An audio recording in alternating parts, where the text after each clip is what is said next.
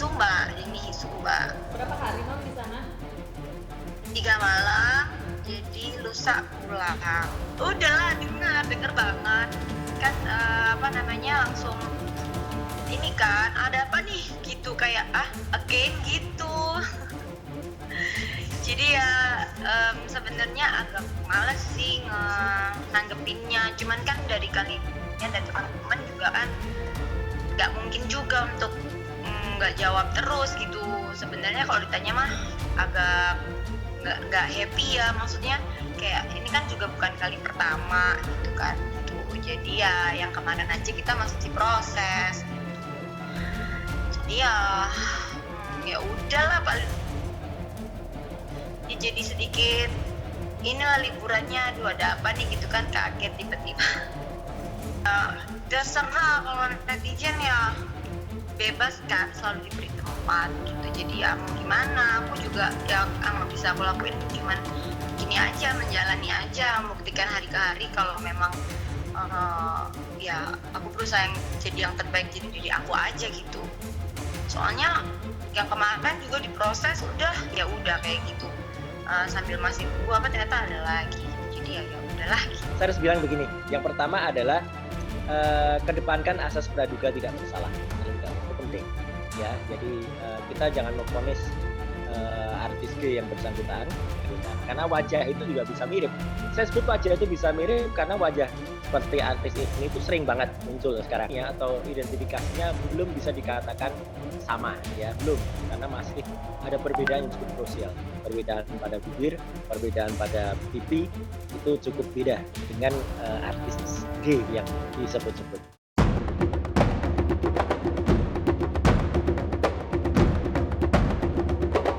Cuman ya udah, kita ya paling ya udahlah, udah pernah juga gitu kan, jadi udah kita hadapin aja. Nah kemarin juga masih diproses, jadi ya akan berjalan berbarengan aja lah gitu. Sempet tektokan juga sama Bang Sen. Nantilah paling kalau pulang kita baru obrolin lagi baiknya bagaimana gitu. Tapi jawabannya menurut saya justru bisa menimbulkan pertanyaan gitu ya, karena bukan jawaban itu yang diinginkan oleh masyarakat. Saya justru menyarankan kepada yang bersangkutan untuk kemudian bersikap seperti pada kasus yang pernah menimpa dia beberapa waktu yang lalu. Jadi kalau memang bukan dia, ya tegas saja, sampaikan kepada aparat yang bersangkutan, kemudian dia bisa melalui lawyernya, dia bisa tuntut orang-orang yang menyebarkan. Hukum kita mengadili siapa yang menyebarkan. Jadi siapa yang menyebarkan itu nanti akan ada pasalnya dalam Undang-Undang ITE nomor 19 tahun 2016, ya, merupakan revisi dari Undang-Undang ITE nomor 11 tahun 2008. Tapi sekali lagi, poin yang pertama saya soal asas praduga tidak bersalah itu penting. Agar ini segera bisa clear ya, memang mungkin kepolisian bisa kemudian dengan cepat melakukan identifikasi ya. Identifikasi itu gampang caranya ya, melalui tanda-tanda tubuh yang ada itu bisa. Misalnya tanda-tanda ada tahi lalat di pinggang, atau kemudian ada yang disebut tato di tangan cowoknya, kan disebut cowoknya tuh inisial A gitu ya. Itu ada tato yang sering dipamerkan, itu ada nggak pada video itu ya. Saya kemarin melakukan laporan di Polda Metro Jaya mengenai video syur salah satu artis. Itu kemarin tanggal 7 kita buat laporan dan berkas sama alat buktinya kita udah serahin ke kepolisian. Ini salah satu bukti kemarin yang kita lampirkan untuk pelaporan di kepolisian. Yang kita minta yang pertama itu pihak kepolisian mengusut tuntas masalah video ini, karena ini udah jadi viral di masyarakat dan berdampak buruk, membuat kegaduhan. Tuh, makanya kita tekankan ke kepolisian segera usut tuntas siapapun yang ada di dalam video ini, entah yang nyebarin ataupun pemain di dalam video tersebut. Kita juga meminta dari pihak kepolisian untuk melakukan olah TKP agar tidak ada indikasi untuk menghilangkan barang bukti. Untuk telapornya di sini yang saya laporkan beberapa akun Twitter yang menyebarluaskan video ini. Terus yang kedua, di pasal ini pun saya laporkan pasal 27 ayat 1 Undang-Undang ITE, pasal 4, pasal 8, sama pasal 29 Undang-Undang Pornografi. Jadi yang kita harap semuanya yang terlibat dalam video ini, entah yang ada di dalamnya dan penyebarnya, itu kita minta diproses secara hukum. Itu kan video ini atau enggak, kita kan serahkan semua ke kepolisian. Biarkan kepolisian yang melakukan kerjaan untuk menyelidiki. Entah itu benar atau enggak, saya hanya melaporkan tindak pidananya aja. Itu. Orang yang di dalam dan siapapun yang terlibat itu urusan dari kepolisian. Nanti kan kita juga akan koordinasi dengan kepolisian, apakah proses ini udah dijalankan apa enggak. Kami tadi telah resmi melaporkan ada beberapa orang, 5 orang lebih dan kawan-kawan di sini yang terlibat dalam penyebaran ataupun yang diduga ya orang yang melakukan perbuatan asusila di dalam media sosial. Untuk terlapor ini untuk saat ini mohon maaf teman-teman media masih kami rahasiakan. Nanti biar teman-teman media saja ke pihak kepolisian siapa-siapa nama-nama terlapor yang telah kami laporkan pada hari ini. Karena kami tidak mau mendahului Polri, di mana saat ini Polri sedang bekerja. Takutnya nanti saya sampaikan kepada kawan-kawan media, nama-nama terlapor ini menghapuskan barang bukti, dan gitu. Sampai hari ini saya lihat barang bukti tersebut belum dihapus, dan kami sudah koordinasi juga dengan penyidik agar nama-nama akun tersebut diserahkan kepada penyidik dan tadi sudah kita sampaikan. Ini bukti laporan polisinya teman-teman. Nih nomor LP 6614. Lapornya saya sendiri langsung, Fitra Ramadan Nasution. Ya, Yang kami laporkan itu pasal berlapis, yaitu ada denda juga terhadap para terlapor ini, denda sebesar 6 miliar rupiah sesuai dengan Undang-Undang Pornografi, dan denda 1 miliar rupiah bagi yang menyebarkan konten asusila tersebut.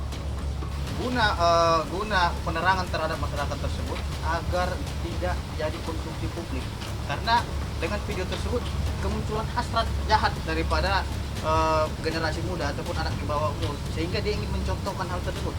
Apalagi yang dilihat ini katanya mirip public figure, ini menjadi bahan contoh. Yang kita laporkan itu pasal 27 ayat 1 Undang-Undang IT, untuk pasal 45 Undang-Undang IT, dan pasal 4 ayat 1 Undang-Undang Nomor 44 Tahun 2008, pasal 6 dan pasal 29 Undang-Undang Nomor 44 Tahun 2008 tentang pornografi.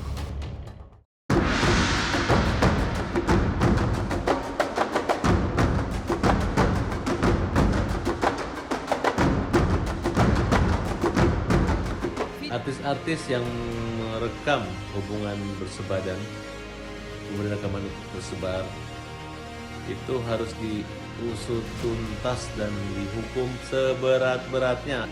Agar jera, mereka harus dihukum tanpa pandang bulu. Polisi harus menyidik, memproses baik ada laporan maupun tidak ada laporan. Dalam kasus artis yang diduga mirip G ini, LSM Hajar akan mempertimbangkan apabila polisi tidak membuat laporan, akan dilaporkan oleh LSM Hajar. Jadi Undang-Undang KUHP, Undang-Undang ITE, Undang-Undang Perfilman, Pornografi itu sudah jelas ancaman hukuman maksimal bisa sampai 12 tahun bagi para pelaku orang yang melakukan rekaman video porno. Karena ini tidak hanya merusak anak-anak kecil, tapi merusak bangsa, moral, amoral, asusila. Oleh karena itu, usut tuntas, hukum seberat-beratnya para pelaku atau orang public figure yang melakukan rekaman video berhubungan badan. disampaikan bahwa satu narapidana atas nama almarhum Gatot Brajamusti sudah dinyatakan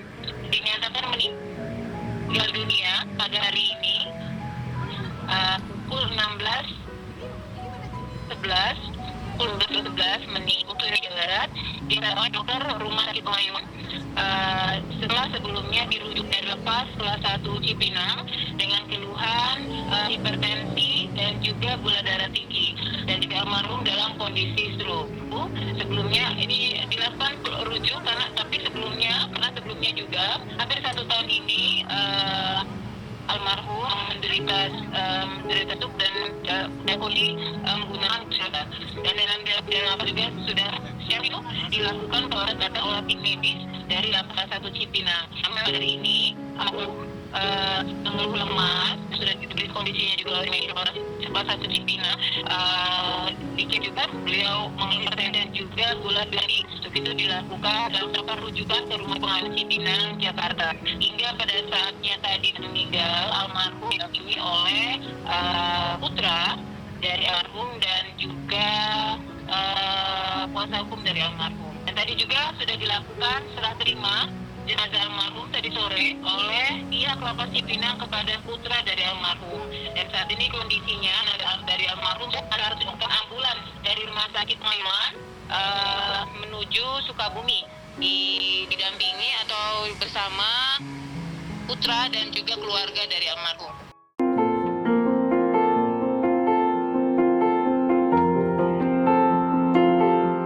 Ya, keluhan dari 3 penyakit itu, hipertensi dan gula darah tinggi, juga terus dirasakan atau diderita oleh almarhum dalam 1 tahun terakhir ini. Dan memang sebelumnya juga sudah pernah dirujuk ke rumah sakit Pengayuman dengan keluhan yang sama. Jadi memang kondisi dari almarhum sudah dalam kondisi sakit, dan dengan kondisi sakitnya pihak rumah sakit atau tim medis dari lapas kelas 1 Cipinang terus melakukan perawatan dan juga perawatan dan juga pengobatan kepada almarhum selama menjalani pidana. Dirujuknya hari ini masih sekitar jam 2 tadi dan dinyatakan meninggal pukul 16.11 waktu Indonesia Barat. Oh, berarti sebelum menyatakan meninggal ada di penjara ya, Bu? Oleh tim medis di klinik lapas kelas. Sebelum dirujuk, memang almarhum berada di lapas kelas 1 Cipinang, dirawat oleh tim medis klinik.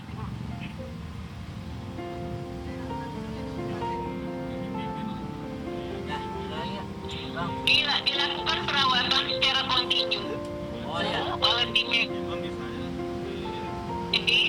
dari klinik lapas kelas 1 Cipinang. Sudah 1 tahun ini, Mas. Kondisinya 1 tahun terakhir ini kondisinya yang memang harus perlu perawatan intensif.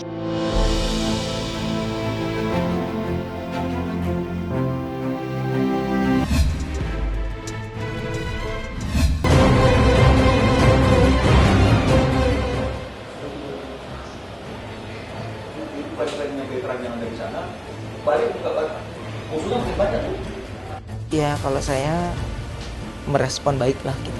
Pokoknya panjang sampai saat akhirnya saya mau menerima untuk bisa ketemu gitu. Tapi semuanya saya sudah serahkan sama kuasa hukum. Ya sesama manusia sudah pasti saya maafkan. Tapi bagaimana ke depannya ya pasti kalau dari saya dan Bang Minola tetap ya proses hukum berjalan.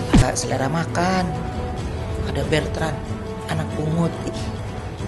Saya cuma bilang gini, boleh nggak lu gunain kalimat lain selain kata anak pungut? Malam ini saya diminta oleh Ruben untuk mendampingi dia karena keluarga dari anak yang mengupload foto ujaran kebencian terhadap Bertrand yang sudah kita saksikan bersama-sama, yang sebagian daripada kata-katanya ada kata-kata anak pungut, itu datang ingin bertemu dengan Ruben.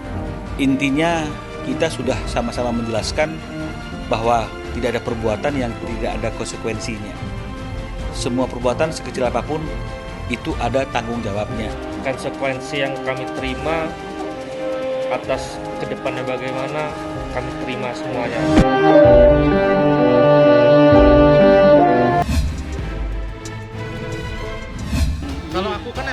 rumah ya stay di rumah gitu kan. Nah memang belum waktunya lahiran, belum waktunya. Iya. Karena kan mengikuti protokol kesehatan. Kita mendadak kan kita. Kaget, aku juga kaget gitu. Udah gitu aja. Karena kan prediksi dokter itu bulan Desember. Bulan Desember.